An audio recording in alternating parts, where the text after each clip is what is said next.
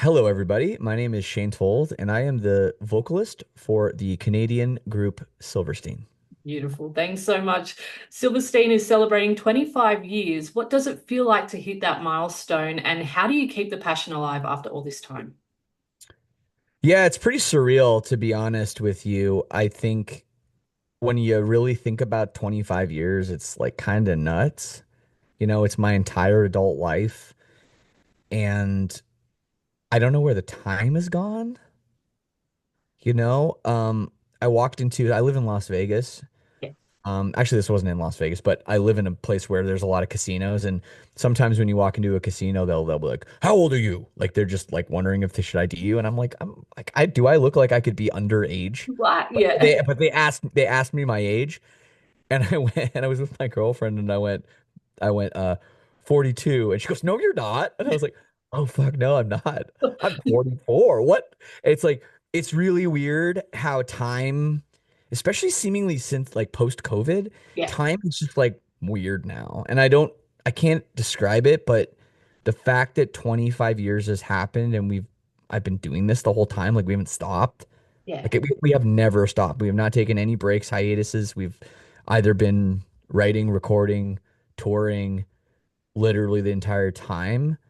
It really is surreal, but at the same time, it feels amazing.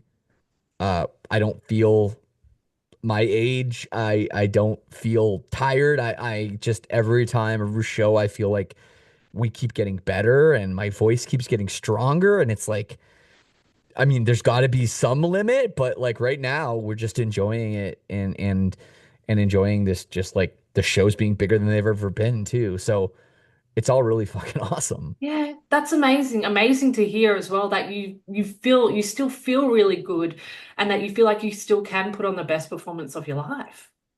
Like that's Yeah, amazing. I do. And it's weird, like with age comes like confidence and knowledge, and and I don't know, like I don't know. I almost want to say like sometimes my back hurts, but like not really. Like like it's like it's still physically I still feel really good. So Yeah. yeah, I don't know. I just think we've learned a lot, Mhm. and sometimes I think about that that 10,000 hours theory. Yeah. The idea for your listeners, like the idea that if you do anything for 10,000 hours, you become an expert on it. Mhm. That's the number that they ran experiments. If you do anything for 10,000 hours, and I was thinking about it, and I'm like, maybe that's it. Maybe I've like finally hit my 10,000 hours of emo. I think and it'd be a lot and more. I don't know. Like, I mean, if a show isn't, we haven't played 10,000 shows, but, I Yeah. guess with all the practicing and all that Yeah. other stuff, like, maybe it's something like that. And, yeah, I don't know I kind of think about that sometimes because I don't know what it is. I feel amazing and I sound great if I can say that without sounding like I a think so. egomaniac. It really feels good, and we're excited to come back to Australia finally. It's been way too long to uh to to to show you what we got. Yeah, yeah, we can't wait. It has been a while. And Yeah. you did mention before that you guys have never had a hiatus in like over 2 decades. How have you guys Yeah. managed that? I don't really have an answer. We just kept going, it Yeah. just never stopped. We there was never a point where we said, okay, we need to take some time away. Like, okay, well, let's not talk to each other for 6 months or something like Yeah. that. Like, we're taking a year off. Like, that never happened. We just never had that conversation. It was just like, cool, we did this. Like, what's next? Yeah. And I think the longest, like, true break that I ever remember us having was like 3 months. And I know. And during that 3 months, it was like kind of like time, like, we were, okay, let's do some writing, Yeah. So it Yeah. wasn't even really time off. And also during that time off was, I found out that my girlfriend was cheating on me. So that was like a miserable, like feeling worthless 3 months Yeah. of my life too. So, okay, well, I've said too much. No, no, But no. it's funny though. Yeah, like I don't know. I guess some bands maybe get to a point where they're so burnt out that they're like, we just need this time off. But like honestly, I think if I had like a year off of no Silverstein, I think it I think I'd be kind of miserable. Yeah. I don't know if I would enjoy that really. Um, I don't know. I mean, maybe at some point, it'll catch up with us a little bit and we'll need it, but so far 2.5 decades, we're good. Yeah, that's amazing. And so it's obviously a testament too to how close you all are as friends and people and business partners, I suppose, as well. Yeah, yeah, we're all of those things, Yeah. and I think that's important. I think I've always said that, we're not best friends. Mhm. Like, I see some bands, it's like funny, they'll come home from tour, like a 6 week tour where it's like, oh man, it's like a grueling tour. And then the night they come home, they're all hanging out at the same bar with Yeah. like all the same friends, like they're all part of it. And it's like, man, I think you need a little bit of space. Yeah. And like I love each and every one of my band members, and we have our own relationship, and they have their own relationships with each other, and like, and it's just cool. Like Yeah. it's just I just feel like it's great, and we have a great respect for each other, and all that stuff. And then, once a week we get on a Zoom call like this, and we just chat, we catch up, and whether it's like what's going on in our lives, or just like, what's going on with the band, Mhm.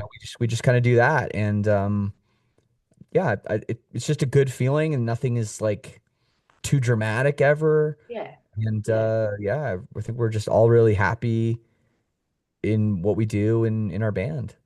Sounds really healthy too, relationship wise, as you mentioned, to spend some time apart from each other, but then, always Yeah. come back and be cool with each other, obviously. Yeah, I really do think so, and yeah, it's really good. Yeah, that's awesome. And looking back, what moment stands out as the most defining in Silverstein's career so far? I know that's a tough one. Big questions. Yeah. Mm. The big question, the most defining moment. Hmm. Maybe for you. I, this is going to sound like a bullshit answer, but it's really not. Yeah. And I'm going to tell you why. So I grew up and I never thought I was going to be like a professional musician or anything like that. Like that was never even an option. I love music. I love playing in bands. I love playing shows, but I never even thought like I would be a touring musician or whatever. And then Silverstein, we started getting a little bit of, a little bit of hype.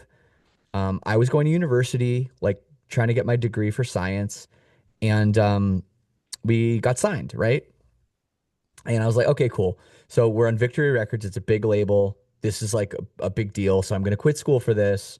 But, we're probably going to put out one, maybe two records and break up, because that's like what all my favorite hardcore bands did. And then, the band got bigger, the band got bigger. And during this time, believe it or not, I was still doing like correspondence classes in school. Like we had sold like 100,000 albums, and we were touring, like playing pretty big. And let me tell you what's really funny is that the moment that I realized, hmm, I think I'm good with this, I don't think I'm going to be going back to school, was the first time that we came to Australia Oh, no in way. 2005. Yeah. Because when that was a really like earth-shattering moment for us. Oh. We flew, you know how far you have to fly. Have you been to America before? It's a nightmare. And Hmm. we flew all the way there, and we're like, no one's gonna know our band. Like we were like, we got a free trip. Yeah. Like we're pulling the wool over like we were really, and back then it wasn't, the internet was different. Like, Hmm. we didn't even know how many tickets they sold.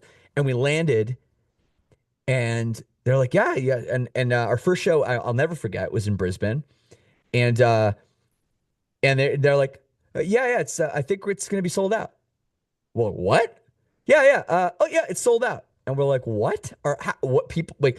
And we played the show. We did that was back when you did like an 18 and under show, and then Hmm. like a over 18, whatever. 18. We did like two shows, and they were both crazy, and they were both sold out. And we were like, how do people know us? Like we are so far away from home. Like Yeah. I guess we have records, I guess we have a distributor, but how is this happening? And at that moment, I was like, wow, we this is like crazy. I don't even know if we'd been to Europe yet. I Yeah. guess we'd been to the UK. We'd been to the UK, but I don't even think we'd been to The like rest mainland of it. Europe yet. So Yeah. the fact that we I just realized like it's like okay, this isn't just a couple people that That. care about a CD that's in like in the US and Canada. Like this is global. Yeah. And Yeah. that really did affect me, my mindset. And I think that when I got home from that tour, that's when I like said, okay, I can probably put these books away and I never did another Jeez. correspondence class after that. Sorry, mom. Far out. That is insane. And that's so cool that, as an Australian, we have that connection for you that that was that moment that you kind of realized. It was just such a huge moment for us. And like Yeah. after we did that Australian tour, just to talk a little bit more about that, we finished the tour and it was with Destroy All Lines. They booked it, and this is back when they were like real small, you Oh. know. I think Mhm. they'd only brought like they brought Anne Berlin, I think, and maybe Comeback Kid, and then us. And it was a much smaller thing, and we felt like they were like our family. And I was like sad, like Bronwyn and Nigel, and I forget who was there at the time. Like we we it was like they were like family members we were leaving, and I was like sad, like I had like tears in my eyes, like leaving Oh. Australia. We felt such a connection to it, and it was also like by far the best tour we had ever done at that point. And we were like, when can we come back? When can we come back? Yeah. Like, can we come back next month? Practically. Oh. And I think we did come back a little bit too much after that because we couldn't wait. Yeah. But it was I think we came back 2005, 2006, 2007. That's a lot. But but it really was and still is like my favorite place to tour and just we always just feel so loved and treated so well there and our fans are just so excited that we're there, so it's amazing. You're gonna make me cry. I'm so happy to hear that. That's so lovely. Um, I'll just ask off the top of your head, what is your maybe your favorite place in Australia you've been to or favorite experience in Australia? Oh, that's a hard question. um I remember one time, where are you based? Uh, okay, so sort of near Sydney, I'm in a rural area called Mudgee. Okay. I am not aware of it. That's I fine. do remember this one time. I might have been that first tour, and Bronwyn let me drive the van on the wrong side of the road, or the right side of the road for you guys, The left side right, of the road. yeah. And I got to drive from Melbourne to Adelaide. Oh wow. I remember it was just such a beautiful drive, and I don't know, it's really nice down there, like Mhm. South Australia, and I just always remember that moment, and just like it's just crazy to like look out and see the beautiful scenery and like kangaroos and shit like on the side. It's just it's crazy. It's like such a surreal place. So I just remember that moment specifically, and also the first time we went out to Perth too, Mhm. and a friend of mine like showed me this like you can go up this hill and like look over the whole So city, and I nice. was like, this is just like so beautiful. Um, and of course like when we played up at Byron Bay, Mm, and the first gorgeous. time we were up there, we stayed at Winston from Parkway Drive's parents' house. Oh, no way. Yeah, we slept on the floor in his garage. Oh He my was on God. tour. He wasn't even there. And his parents like took us in, and his dad made me avocado toast. It was the first avocado toast I ever had too. Mhm. I never had it before. I Yeah, think Australia big beat us to Australian that thing. one. Yeah, it's just those are just a few moments among so many, Yeah. that I have, and I have like probably like 7 or 8 photos of me holding a koala too. Uh, of, Dude. of Oh. course, from Lone Pine, which I guess doesn't isn't there anymore, or you can't hold a koala anymore. Yeah, I don't know if it's Lone Pine still, but I know that was around for ages, and there is still heaps of places that you can still do that. Oh, okay. But I'm sure you're all koala'd out. Yeah, I'm good now. Yeah, Yeah. I'm good. I still like feeding the kangaroos though. That's kind of dope. Yeah, Like yeah, they come around and they eat out of your hand. I still like that part, but yeah, I'll yeah, leave the I'll leave the koalas alone. yeah. All right, look, I've got to talk about the albums. I'd love to chat to you all day about all of this because it's so interesting. But we've got Anti-Bloom and Pink Moon both releasing this year. How did you approach splitting the songs between the two albums? Yeah, it was tough. I think we had like I've said this in numerous interviews, but we had so many songs. We went in with 25 songs Yeah. that we couldn't just make a single album, and our drummer had the idea to do it into two records. And I love the idea for a lot of reasons, but specifically there were two album closers that I was really worried about because I couldn't imagine any of them not being closers. So that when we had two albums, I was like, great, now we can put one on one and one on the other. So Mhm. that was an easy one. And then I had two distinctive and different ways that I wanted to start the records. Um, One being Mercy Mercy, which is like an out of the gate fucking smasher. Uh-huh. And the second album is a completely different approach to to that record starting. So that was kind of like we had those ones figured out, and then it was sort of okay, where's the rest of it going? And I think another thing was we really wanted to save a couple songs for the second album, and I think maybe we saved too much because I think the second album might be better. Yeah. But we were really happy with both, and it's been really cool that we've been able to put out like four singles for the first record. Yeah. The record's out. Now we can put out more singles, and it's kind of like just a whole year long of music coming out, and at the end, people are gonna have two pieces of work that I think are our strongest, and Yeah. it's really exciting. It is so exciting as a fan as well to keep up and listen to what's coming out next. And you know what is really impressive too is that it doesn't feel half-assed. Like you guys really have put out Oh, songs like I first heard Mercy Mercy and I was like, "Oh my God." Like it's not just another song by Silverstein or anything. It's like, no, these guys put in effort. if you could be a fly on the wall, Angela, when we're making songs, you would be like the fucking shit that they are spending time arguing Yeah. about that like no one will notice. Yeah. We're crazy people in the studio. Yeah. Crazy, crazy, crazy people about the finest, tiniest details. And the thing is like all those little details add up. Yeah. Yes. One doesn't matter, but when you start talk about like, 10 or 20 in every song, like it starts to do that and we're perfectionists. Mhm. And you're right. Nothing is half-assed. Nothing is like, yeah, whatever. I don't care. Everyone has an opinion. And then we go through everyone's idea. We try everything until we finally say, okay, yeah, this is the one. And we almost have to unanimously agree, Mhm. which can take time. But that's the thing is we're absolute psychos and perfectionists about the music, and that's I think probably a blessing, Yeah. even Yeah. though at the time sometimes it feels like a curse. Yeah, yeah, no, definitely. It definitely feels like that. How you've described that it is a collaborative effort that like every little detail has been thought of. That's what I think when I hear anti-bloom. There's no doubt Yeah, it has been, and yeah, and it's yeah, there's a lot of steps along the way. There's the writing step, there's the recording step, there's the mixing step, and the mastering, all of it comes into play, and it's all we're very hands on yeah, uh the whole time. yeah. And just for my own interest, was Mercy Mercy recorded first and have you played it live? We've never played it live. Mhm. In fact, we've only ever played Skin and Bones and Confession live Yeah. so far. Um, we have got a lot of other songs that we hope to bring into the fold at some point. Mhm. And was it recorded? I can't remember. I don't think it was recorded first. Mhm. Um, I can't recall exactly, but we typically we would do like three songs a week, kind of, or four maybe, and we would kind of like say, all right, these are the four we're going to work on this week, and then we would sort of tackle them piece by piece, and then at the end of the week we'd have kind of four of them done, and we didn't do like Anti-Bloom first and then Pink Moon Okay, because we and didn't know then which songs were going to be on which record yet yeah, until like we started to figure it out as we went.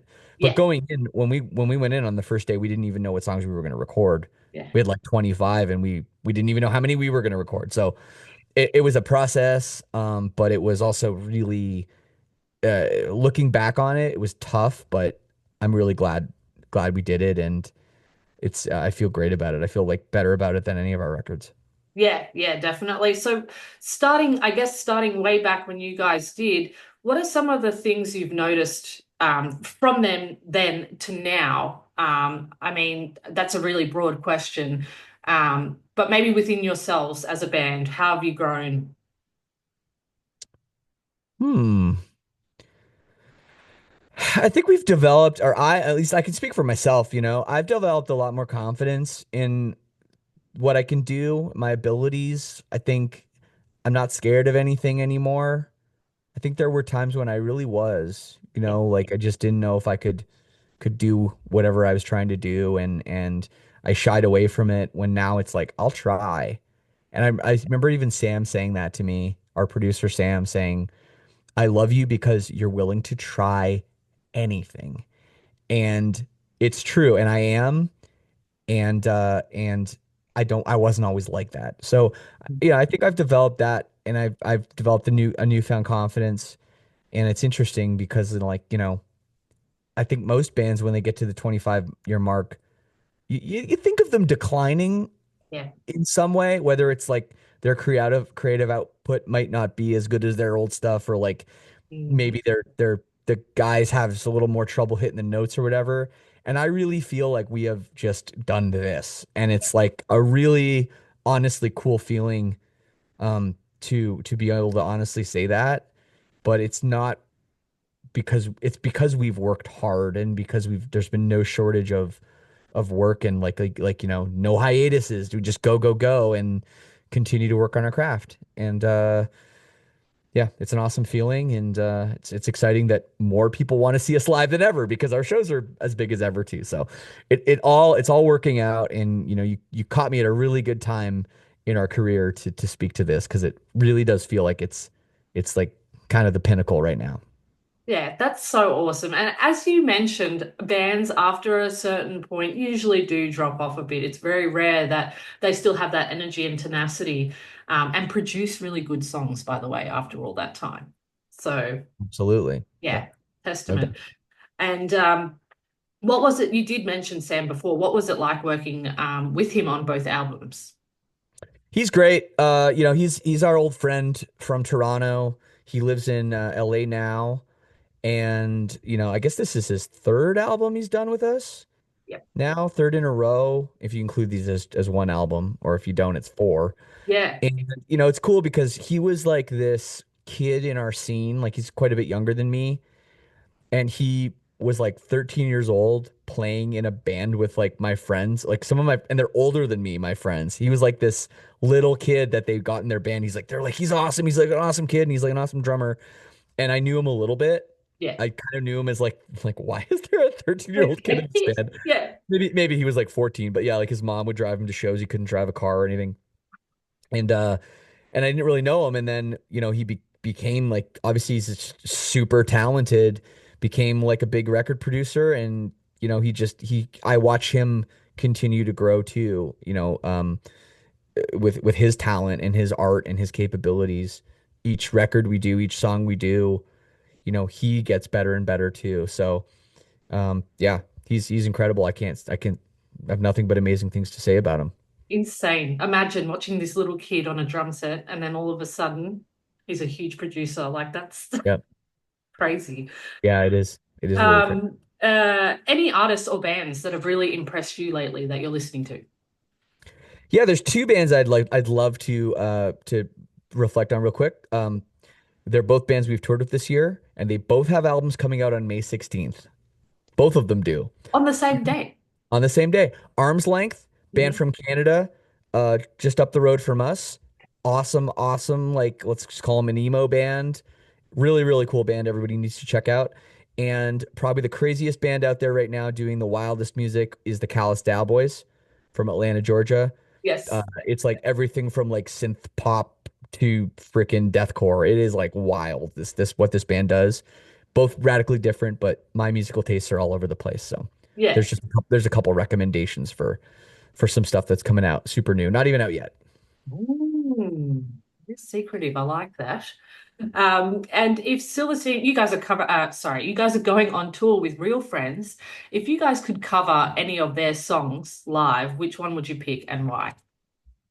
Oh my God, that's a really, really tough question. I'm gonna have to pull up their Spotify here. Because yeah, well, what a band, right? I mean, Yeah, they have like they're kind of a cool band too, because they have like their old stuff yeah, and then they have their new stuff. And yeah, it's like really hard to pick. yeah, Um, but I mean, I don't know. Late Nights in My Car, that's a pretty good song. I think that's from their first record. Maybe that one. I think we could yeah. do that That's a justice. good one. That's Okay, I'm going with that. And how about what made you guys decide to choose them to come along on tour with you? Well, we're doing a tour with them next month in the US, Mhm. and it kind of just worked out with our schedules. They're just a band that we've really admired for a long time, and we kind of think they're kind of a cool, like, not quite super nostalgic in terms of like, oh, they were coming up with us in like 2003, but they're still kind of like that middle era. And I just think they're a great band. They write great lyrics. Yeah, And I don't know their history of Australia, how many times they've been down there or anything, but um, yeah, we're really happy to bring them along. yeah, yeah, wicked. And last few questions. Post-hardcore and emo have had major resurgences in recent years. What do you think keeps those genres so timeless? The lyrics, and I think that's I've really seen that a lot, with like a festival like when we were young, Mhm. and people just coming out in droves for it, and younger people discovering this music. It's because the lyrics are timeless. And it isn't like a genre like like hair metal. Like people want to compare it to hair metal. Like, yeah, sure, we both had bad haircuts, but they were also singing about like you Yeah, know cars and faster women. It's like yeah, bullshit. yeah, Stuff that has no emotional like content or anything. Whereas like I was in my bedroom, singing about heartbreak, and that is eternal. That is yeah. unfortunately timeless. And I Mhm. think that people are always going to be drawn to these songs and this subject because it's like it has that and it's raw and it's real. Yeah. Yeah, definitely. Great answer. I really like that. I don't think I've heard that before, but I think you're so right. It is the lyrics because I'm like, why to this day am I still hugely into emo music? And you know what? Yeah, I it's think it's it not the is. fucking recordings. A lot of the No. recordings are terrible, and like that could be a hurdle for people to get past, Yeah. you know. Um, but it's definitely, yeah, it's definitely lyrics. Yeah. And because you guys were sort of the pioneers of the, emo movement at the time, who were your influences? Well, we were influenced by a lot of stuff. There's a band from our hometown called Grade. They were Mhm. also on Victory Records, and they were kind of like I think the band that we took the most from, both in terms of our sonic sound and also just like sort of their ethic. Like they went to Europe, like they did all this stuff, and was like, cool. Well, if they did it, maybe we can too. So, it was bands like that and the Get Up Kids and some of the like the hardcore like Poison the Well was a big influence. Um, Hot Water Music. Some of those bands just it's kind of all over the place, but then again, our music is kind of all over the place. So, um, you know, Bit it of, kind of makes sense. yeah, yeah, a few different influences there. Yeah. And you guys have been in a band so long. Who's the most likely in the band to miss soundcheck because they were off chasing a kangaroo or something equally chaotic in Australia? All of us, we don't Oh, sound check. We brilliant. literally do not sound check anymore. Really? No, we don't. We don't need to. What happens is our sound guy records the show from the night before. Yeah. He plays it through the PA and he says, "Cool, that sounds good." And then we don't have to be there. My God. That's And nuts. and it's great because I don't have to wake Have, up like at whatever time and have to sing and like maybe blow up my voice or whatever. So, yeah. yeah. Oh, damn. That's awesome. Shane, I'm running out of time. Zoom's going to kick me off, but it's been amazing to talk to you. Thank Yeah, no, you. thank you so much, Angela, and I'll see you in maybe Sydney.